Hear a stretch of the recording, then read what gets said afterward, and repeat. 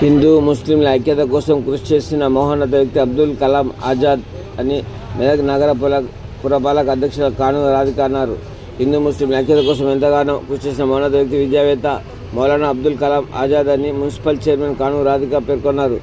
భారత స్వాతంత్ర సమర యోధుడు, విద్యావేత్త, భారతరత్న అవార్డు గ్రహీత మౌలానా అబ్దుల్ కలాం ఆజాద్ వర్ధంతి పురస్కరించుకొని ఆదివారం మెదక్ పట్టణ ఎమ్మెల్యే క్యాంప్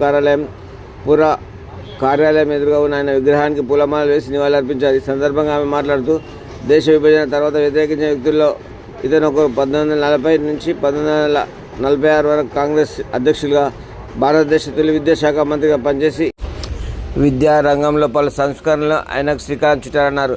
ప్రధానంగా ఐఐటి విశ్వవిద్యాలయాల స్థాపనకు ఎంతగానో కృషి చేశారని, అల్ హిలాల్, అల్ బలాగ్ పత్రికల ద్వారా స్వతంత్ర ఉద్యమాన్ని ఉర్దూలో నడిపించిన మహోన్నత వ్యక్తి ఆజాద్ అని వివరించారు. ఆయన విద్యారంగంలో చేసిన సేవలకు గాను ఆధునిక భారత విద్యా వ్యవస్థ రూపకల్పనగా ఒకరిగా గుర్తించి ఆయన మరణానంతరం భారతరత్న అవార్డును ప్రభుత్వం ప్రకటించిందని గుర్తు చేశారు.